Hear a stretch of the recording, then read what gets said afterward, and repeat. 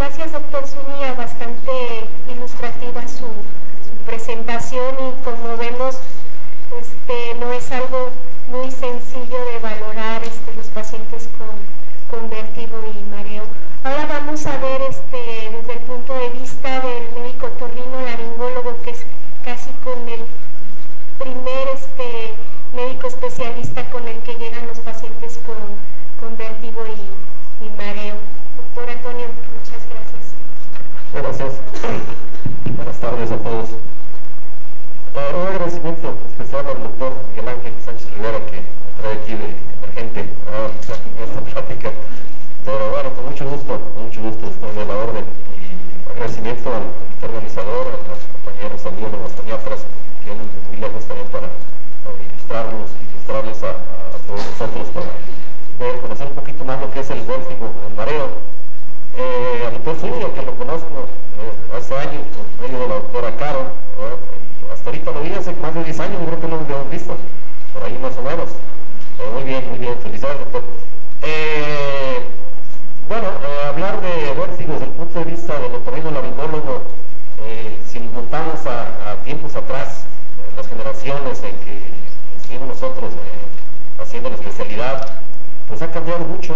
Nosotros cuando fuimos residentes, pues hacer un diagnóstico, ni queríamos ver los pacientes con vértigo, era lo que les hacíamos, les sacábamos, como se dice vulgarmente, nos hacíamos a un lado, o se lo mandamos al médico que más mal nos caía, precisamente porque eran pacientes complicados, pacientes que no teníamos las herramientas tampoco para hacer el diagnóstico como las tenemos ahora, de cualquier punto de vista. Ahora, ¿el campo de quién es la pregunta siempre que se hace? Si es del neurólogo, si es del otorrinolaringólogo, si es del audiólogo. Hasta ahorita es un campo precisamente que el 90% de los vértigos, eso lo sabemos desde el punto de vista de la ciencia como tal, es parte del oído.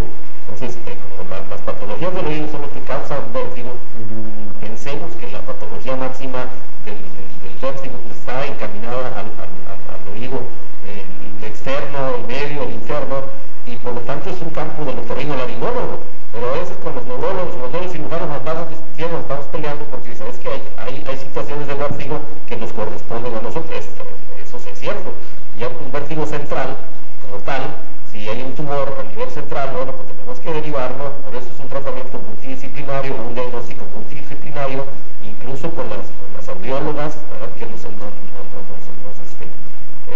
ayudan a hacer un diagnóstico más certero. Pero antes las herramientas no eran tantas las que teníamos, era más del aspecto clínico. Yo recuerdo el libro que nosotros estudiábamos en aquel tiempo, era la neurotología de Corbera, ¿verdad? Y el hecho de estudiar ese libro de neurotología de Corbera ya nos asustaba, porque no le entendíamos nada, no era entendible desde el punto de vista diagnóstico clínico y desde el punto de vista de gabinete, porque ¿cómo hacíamos? Leíamos una electroencefalografía que se nos hacía difícil saber de electroencefalografía.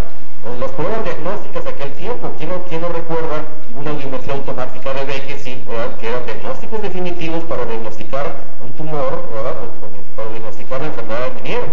Teníamos que estar midiendo las espigas de la audiometría automática de Beckett para saber si de verdad teníamos una enfermedad de Meniere o un síndrome de Meniere. No tanto como una enfermedad que hoy se conoce en la actualidad con todas sus características y todo lo que dice la Academia Americana de Otorrinolaringología y lo que es un Meniere definitivo, probablemente ya un Meniere quizás bien diagnosticado finalmente.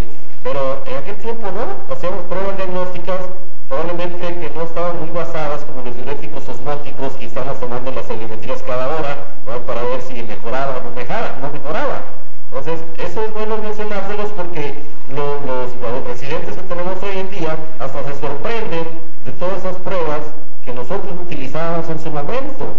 Entonces, el hecho de también diagnosticar un neurinoma del acústico, un schwannoma, pues ¿cómo lo hacíamos? Con radiografías de Steinberg. Ahora se tiene la tomografía, se tiene la resonancia, ¿verdad? Por aquel tiempo teníamos las Chaucer 2, Chaucer 3 o transformitaras de Guillén, ¿verdad?, que eso nos lo basábamos para ver si el conducto, adivinando, aquí está el doctor León Ceseña que no me deja mentir, si el conducto estaba dilatado o los labios del conducto estaban algo destruidos, ¿verdad?, que era lo que nosotros veíamos en aquel tiempo y no teníamos otra situación de dónde basarnos.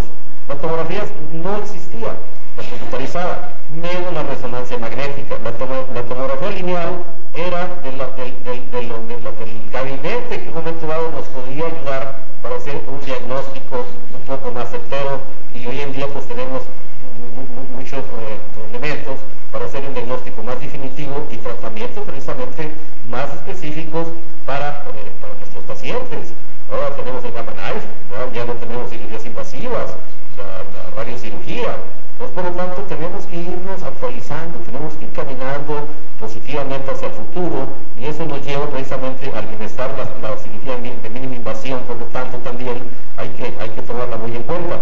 Entonces, dando este pequeño resumen, bueno, vemos que el hecho de tener un paciente con vértigo, pues esto nos implica pues hasta cierto punto dificultad, pero si tenemos los conocimientos suficientes, pues tenemos que hacer un vértigo exquisito, por decirlo de esa manera, ¿verdad? Desde el punto de vista de otorrinolaringología. Repito, el 90% de los vértigos están en el oído, es por problemas del oído, no nada más del oído interno, del oído medio, está el sistema vestibular periférico a nivel del oído. Muchas veces nos vamos luego, y esto ha sucedido muchas veces, que en los servicios de las urgencias, lo primero que diagnostican es, si llega un paciente con vértigo, es un problema de la enfermedad de Meniere. Sabemos que no, la enfermedad de Meniere no es la más frecuente. Sabemos que la enfermedad más frecuente del vértigo del oído es un vértigo postural paroxístico benigno. El 90% de los vértigos es un vértigo postural paroxístico benigno. Y afortunadamente se diagnostica con las maniobras que ya vieron ustedes en los videos, con los tratamientos que vamos a tratar en un momento más adelante, pero tenemos que tener bien en cuenta que es un vértigo. Yo lo digo el doctor Zúñiga, si es un vértigo ya diagnosticado, es un vértigo periférico, un vértigo central, si es de verdad un vértigo o es un mareo. Muchas veces vamos con un síntoma migrañoso o un problema de hemodinamia. También los problemas vasculares nos dan esa patología o esa sensación de mareo, de inestabilidad. Hemos visto que los pacientes que tienen arritmias, ¿verdad?, o tienen problemas metabólicos, como hipoglicemia o hipertensión o hipotensión, pues nos dan esa sensación de mareo, de inestabilidad. Entonces tenemos que hacer ese diagnóstico diferencial entre una patología verdadera o una simulación. Incluso nosotros que trabajamos en alguna institución, los pacientes que se quieren incapacitar, y eso es verídico, fingen estar mareados o fingen estar sordos. Entonces hay pruebas precisamente muy específicas que nos dan esa diferencia, de si este paciente no está mareado, este paciente está mintiendo, o este paciente no está sordo, este paciente está mintiendo. Por eso las pruebas de hoy en día, sofisticadas, pero los que tienen experiencia o tienen el equipo necesario, pues nos dan esa pauta a seguir. Y esos diagnósticos diferenciales que nos sirven precisamente para demostrar de que no tiene a veces ninguna patología. Pero todo lo contrario, también nos demuestra muchas veces patologías que a veces no vemos, como la resonancia magnética con gadolinio, que son diagnosticamos Shannana de 2 milímetros, 1 milímetro, que antes era imposible. El paciente llegaba nomás con su acúfeno, trae un acúfeno, y nada más, no estaba mareado, más como el puro acúfeno. Pero hoy en día podemos hacer casi diagnósticos milimétricos, con todo lo que contamos. Entonces la clínica es importante, por supuesto, pero los estudios de gabinete también nos sirven para hacer un diagnóstico más certero y más definitivo. De ahí que, bueno, ya se vio aquí cuál es el sistema vestibular periférico, el sistema vestibular central, cuáles son los núcleos vestibulares a nivel central, el cerebelo que rige precisamente toda la cuestión periférica, pero hay las causas principales de que tenemos nosotros de vértigo desde el punto de vista otorrinolaringológico, pues como mencioné, el vértigo postural paroxístico benigno. Ahora, en aquel tiempo decíamos, es del canal posterior, y así se decía, el vértigo postural paroxístico benigno es del posterior, y nos quedábamos con eso. No sabíamos en aquel tiempo que también hay vértigo postural del canal lateral, semicircular lateral, del canal superior. Ahora ya con las pruebas, todo eso ya lo podemos diagnosticar. Cada uno con las pruebas del punto de vista audiológico, que les mandamos la electroencefalografía, algunos otros estudios más sofisticados, ya podemos hacer ese diagnóstico de un vértigo postural, no necesariamente del canal posterior, que a veces nada más nos quedamos con el 80% es del canal posterior, eso sí, pero también tenemos que pensar que muchas veces al hacer las maniobras de reposicionamiento del canal posterior, ese vértigo o esas partículas se van al canal lateral. Entonces, de ahí que el paciente puede continuar con vértigo, pero ya haciendo un vértigo postural del canal lateral. Entonces, de ahí tenemos que seguir haciendo otra maniobra para reposicionamiento para el canal lateral, horizontal, o el canal vertical. Entonces, tenemos que tener todo eso en mente.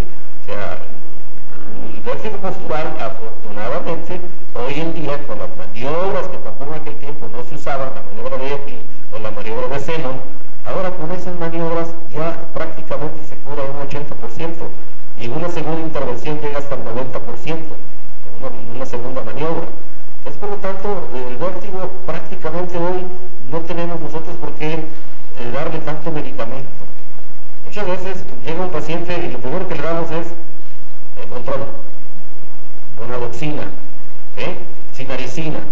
Bueno, si es un vértigo agudo y se mencionó y el paciente está totalmente mareado y tiene náusea, vómito, pues se le puede dar su metoclopramida, se puede poner su Montrol, algún medicamento para el vértigo agudo, pero eso no quiere decir que no hagamos un diagnóstico certero más adelante, un diagnóstico definitivo y quitarle los aceleradores laberínticos. Los aceleradores laberínticos muchas veces nos enmascaran lo que es en sí el diagnóstico definitivo. Y no hablemos más también pues que de la neurolitis vestibular, que también es monosintomático, que el paciente nomás está mareado, y un mareo intenso, las dos fases que todos conocen ustedes, la fase aguda y la fase de la recuperación. Entonces hay que esperar nada más a estos pacientes. Ellos traen también un vértigo postural, que no es un vértigo del canal posterior. Entonces esas dos fases, quizás en 1 o 2 semanas, se desaparece el mareo, el vértigo, de una forma espontánea, nomás con poniendo los aceleradores laberínticos, tal vez con el Montrol, el Difenidol que todos conocemos, o algún otro medicamento. Incluso sedantes laberínticos como el lorazepam o el diazepam también les sirve a estos pacientes. Pero el síndrome de Cohen yo no he visto ninguno. Una queratitis intersticial, no sé si los compañeros, los colegas han visto alguna situación de síndrome de Cohen en que se confunde con una enfermedad de Meniere, ¿verdad? Pero yo no he visto ninguno. Una laberintitis, problemas sifilíticos, los traumatismos de hoy en día, ¿verdad? Que las contusiones laberínticas que tenemos, muchas veces son vértigos crónicos, pero más que nada también del traumatismo encefálico va de la mano un vértigo postural paroxístico benigno. Así se nos enseñaron, así está la literatura, que existe un antecedente de un trauma cráneoencefálico.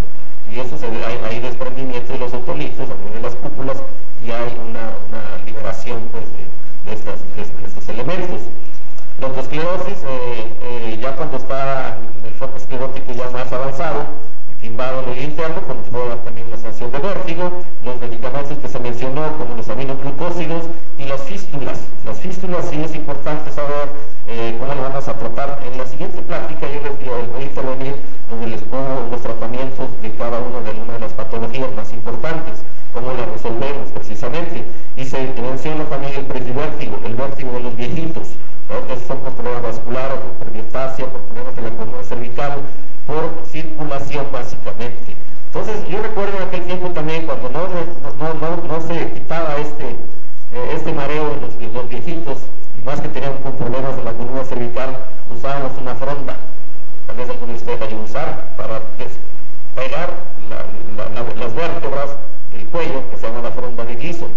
Y eso todavía existe, eso lo usan los ortopedistas. El hecho de que cuelgues al paciente prácticamente atrás de la puerta con un peso, empezando con menos peso hasta más peso cada semana, irlo aumentando, y los pacientes mejoraban espectacularmente, o mejoran espectacularmente con esa fronda. Entonces se cuelga la mandíbula con la fronda y se pone el contrapeso hacia atrás y se tiene ahí unos 30 minutos al paciente y eso le sirve muchísimo. Se mejora la circulación a nivel de la columna cervical.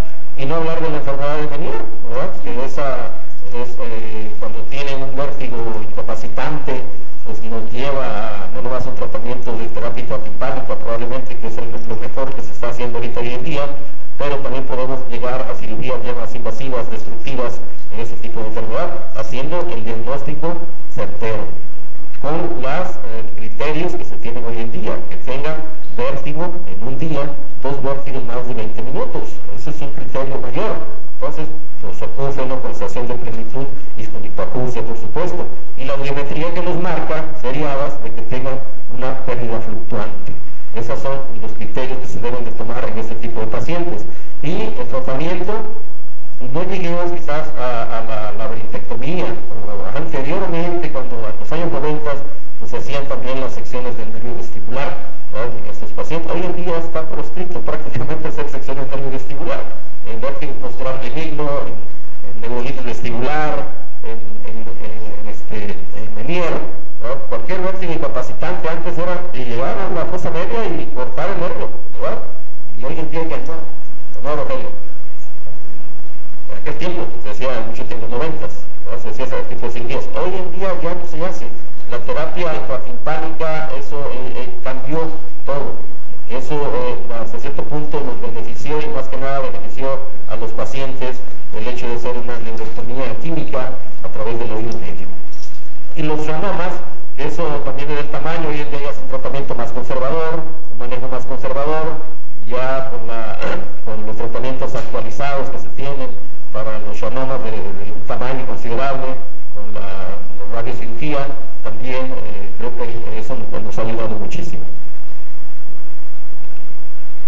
Y bien, ya se tocó cuáles son los músculos importantes para lo del nistagmus, cómo se presenta, y aquí vamos las patologías más frecuentes desde el punto de vista periférico. Les mencioné también ya la cinetosis, que es los movimientos, nada más que se presentan en los pacientes, y de ahí pues que no tenemos nosotros más que hacer un diagnóstico desde el punto de vista otorrinolaringológico y tener algo de algunos también considerar las patologías de tipo central, como la insuficiencia aortovacilar.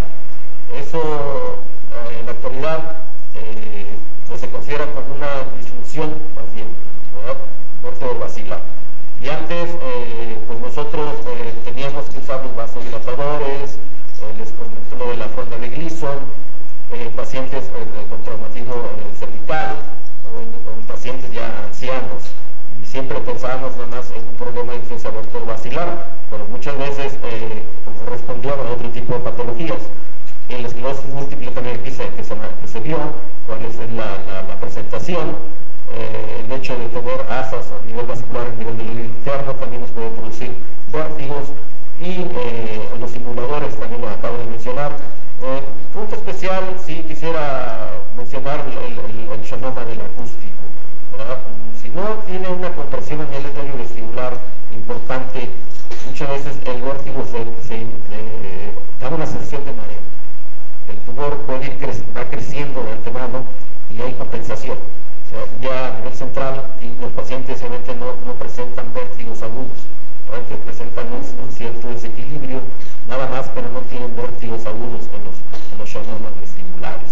Eso sí, también aquí se mencionó todo lo de la exploración neurológica, en lo cual si existe un crecimiento importante, pues hay una compresión de la parte del séptimo par, del sexto par y del quinto par. Entonces hay que estar muy al pendiente cuando ya hay un entumecimiento a nivel facial para ver si ya está el tumor un poquito más grande, y de ahí pues tendría que hacer una cirugía adecuada para este tipo de problemas.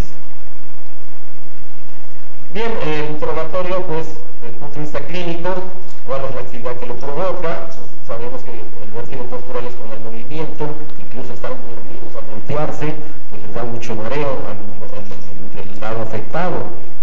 Cuánto le dura, si tiene latencia, si tiene fatiga, si es unidireccional el nistagmus, pues quiere decir que es un vértigo periférico.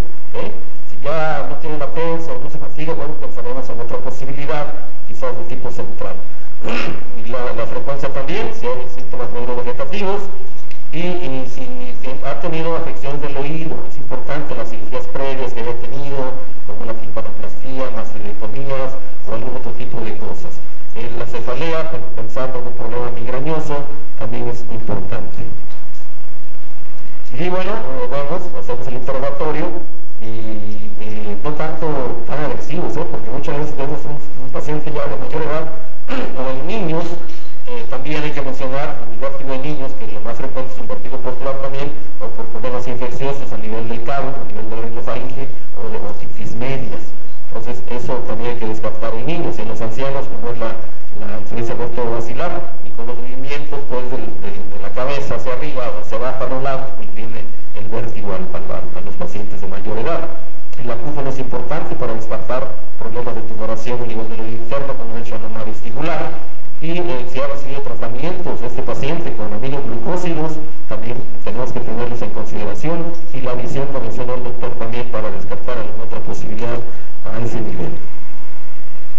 Y en la exploración, principalmente dice que si es vértigo periférico, vamos a ver el nistagmus. O sea, la doctora lo describe muy bien, el nistagmus espontáneo, primero, segundo, tercer grado, y vemos pues, si es provocado también. Le vamos a hacer algunas pruebas. Antes usábamos la prueba de Cobra. No sé si recuerdan ustedes la prueba de Cobra, cuando se les ponía agua fría al paciente, ¿sí? Agua con hielo, y eso nos servía a nosotros ya para saber si el oído está funcional, hipofuncional o hiperfuncional. Pero era lo único que nos servía, que no demostrábamos a nivel de gráficas qué tanto estaba lesionado. Simplemente nos demostraba que si servía o no servía el laberinto. Entonces, por lo tanto, tenemos que hacer una buena auscultación. No se nos olvida a nivel del punto de vista otorrinolaringológico, no todo es audiometrías, también tenemos las pruebas acústicas, razones para hacer diagnóstico diferencial también entre una hipoacusia conductiva, una neurosensorial, y de ahí mandarle ya a hacer su estudio correspondiente. De ahí también, si tiene problema de una prueba de Schirmer, que tenga una parálisis facial, pues hay que hacérsela, y también lo del trigémino, y hacer la prueba de Romberg o Romberg modificado, y algunas pruebas más, precisamente como las respuestas evocadas del tallo cerebral, y no olvidarse también de si hay vértigos del tipo de punto de vista metabólico. Hay que ponerles los exámenes correspondientes, una química sanguínea, colesterol, triglicéridos, problemas, pruebas sifilíticas, y si hay la posibilidad donde esté uno, pues hacerle una resonancia con gadolíneo y un electrocardiograma para descartar lo que se acaba de mencionar, y la campimetría. No así pues la tomografía Excel computarizada, la resonancia magnética, y ahora actualmente pues ya la videohistamografía, que está hoy en día, y aparte también lo que es las respuestas evocadas biogénicas, pues eso nos puede dar también una pauta más específica. Y las pruebas posturales aquí se mencionaron, también lo del vértigo, seguir lo que es el movimiento de los ojos y ver precisamente cuáles son las patologías más frecuentes. Y aquí tenemos esta prueba, a ver si alcanza a ver, esta es la prueba de Romberg, donde le pedimos al paciente que camine hacia adelante, hacia atrás, la marcha de estrella también, para ver si corresponde, se va del lado, que de ese lado lo está jalando más el laberinto y es el lado de la patología, ¿sí? Desde el punto de vista periférico. Entonces, la prueba central de nariz también, creo que eso nos da una demostración de descartar problemas centrales a este nivel.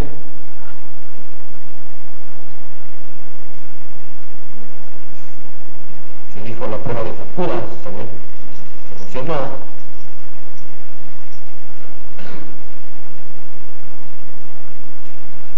Y bueno, yo creo que el hecho de tener un gabinete equipado, eso nos da mucha pauta para no errar en un diagnóstico, pero no olvidarse del punto de vista clínico.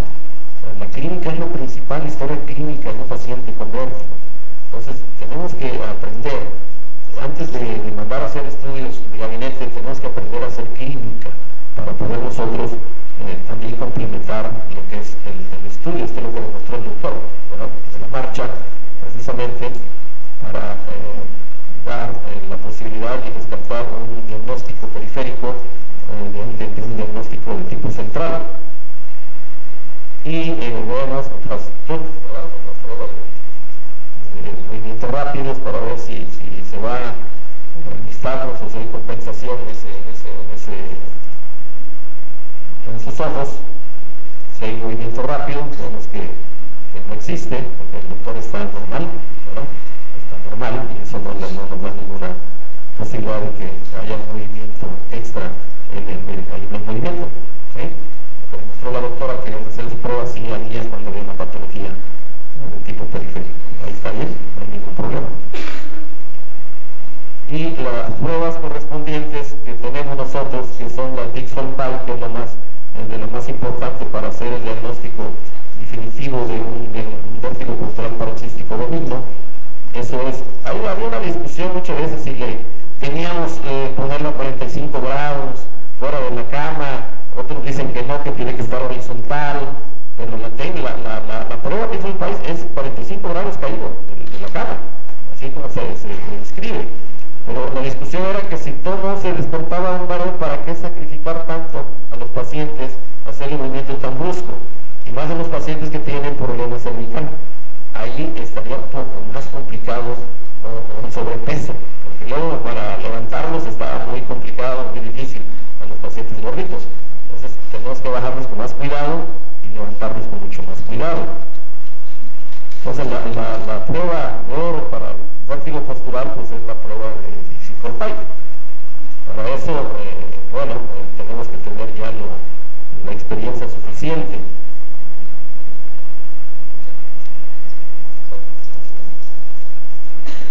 Estamos del otro lado.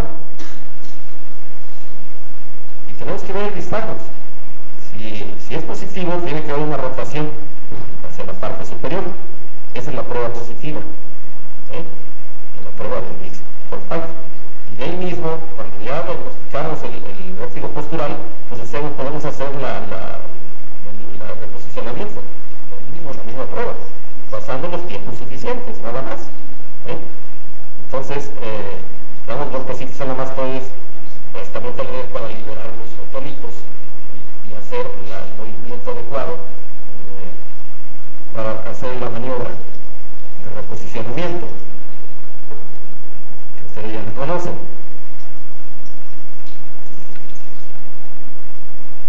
Y bien, como el curso tiene mucha temática por delante, la siguiente mesa va a ser precisamente los tratamientos quirúrgicos, ¿verdad? En cada una de las patologías.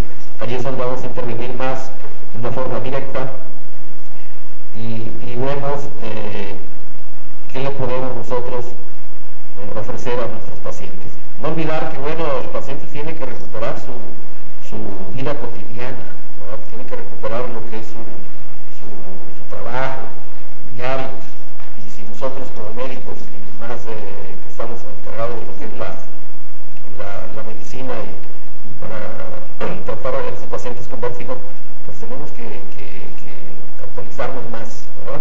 Y ofrecerles a estos pacientes que a veces están desahuciados, que nadie los quiere ver, que en su momento les sacan a la vuelta. Si no es quirúrgico, no le interesa a muchos pacientes, muchos médicos seguirlos tratando. Entonces, por lo tanto, pues sí, quisiera agradecer pues aquí a los organizadores por el tiempo que nos dieron. Muchas gracias.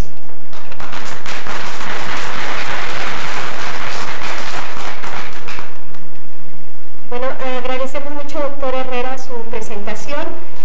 Vamos a dar un poquito de tiempo para preguntas, por si alguno de ustedes tiene alguna pregunta para alguno de nuestros expositores. Sí es importante saber que el 1% de la consulta que se genera en Estados Unidos acuden por algún tipo de vértigo o de mareo. De este porcentaje que van a consulta, generalmente son mayores de 60 años los que están presentando en un 20% este tipo de problemas de vértigo y mareo. Y estos pacientes, solamente el 70% es valorado ya sea por un médico internista o por el médico general. Y de estos pacientes que son valorados por un internista o por un médico general, solamente el 4% llega a ser valorado por un médico especialista, ¿sí? Ya sea otorrino, neurólogo, audiólogo, neurólogo. Ustedes, doctores, ¿consideran necesario que los pacientes que presentan crisis de vértigo o mareo sean valorados de una forma multidisciplinaria, o quién sería el especialista adecuado para ver este tipo de pacientes? No sé quién me quiera responder.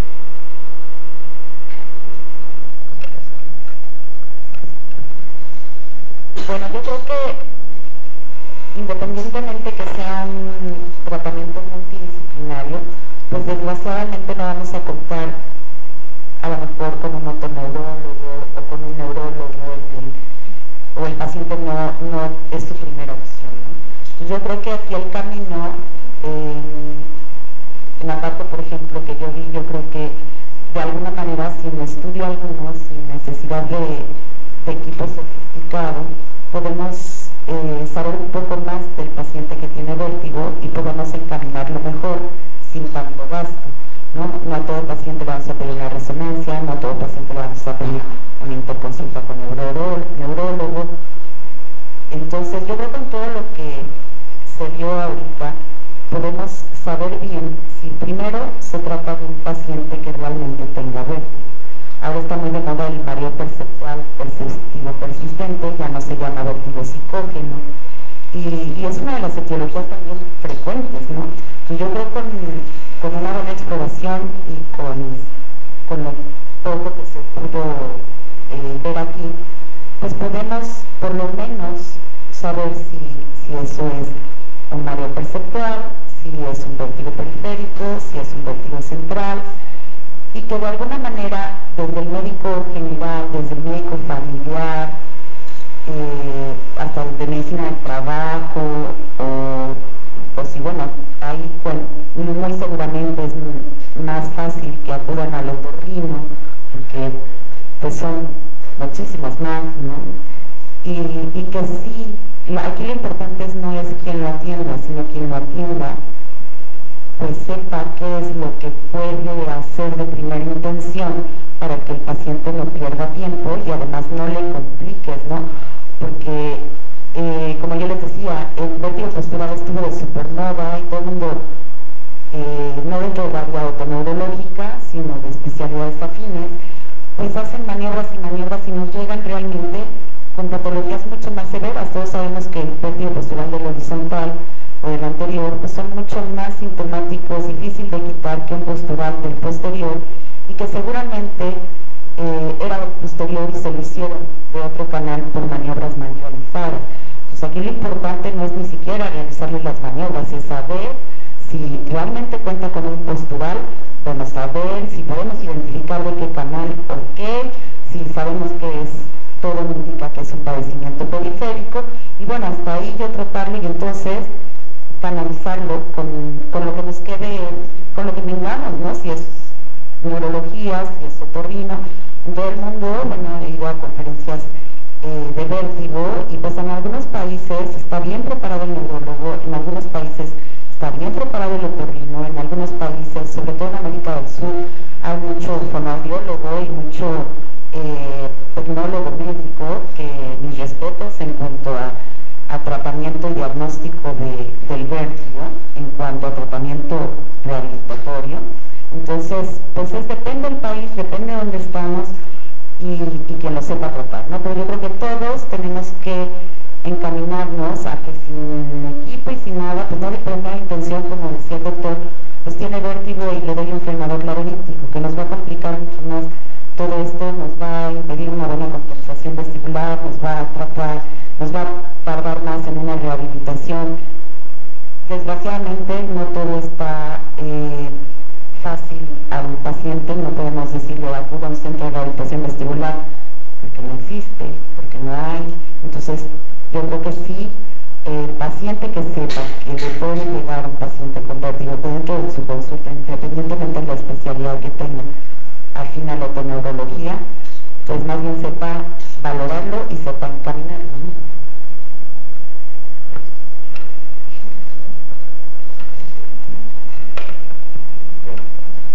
Una de las cosas, se habló de tratamiento multidisciplinario y yo voy a defender esa postura.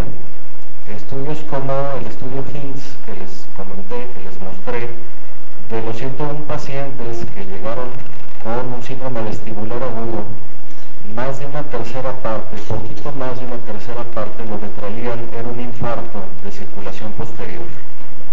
Obviamente los neurólogos somos pésimos para hacer maniobras de reposicionamiento canalicular.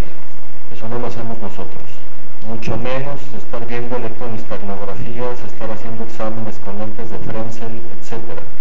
Creo que cada especialidad tiene un punto en esta vida, tiene su parte. Y es importante porque sería terrible, por ejemplo, que una subluxación atlantoaxoidea, que a lo mejor ni siquiera es tema nuestro, sería más del reumatólogo o del ortopedista, se nos vaya de las manos por no tener la agudeza clínica para captar eso. Entonces, yo sí voy a defender la postura que tiene que ser multidisciplinario el manejo, y sobre todo cuando cada uno desde su perspectiva, desde su especialidad, desde su grado de expertise, vea que hay algo atípico, que hay algo que no le termina de cuadrar de la historia del paciente, pues definitivamente involucrar a las otras partes para que se evalúe de una manera más sistemática y más rigurosa el paciente y evitemos ahí una mala pasada con un diagnóstico con el cual no estamos muy identificados. Hay diferentes diagnósticos, diferentes patologías que pueden dar un mismo síntoma, un mismo síndrome, y que puede verse por diversas causas. Entonces, yo sí soy de la idea de que se tenga que ver de manera multidisciplinaria el paciente con vértigo y con mareo.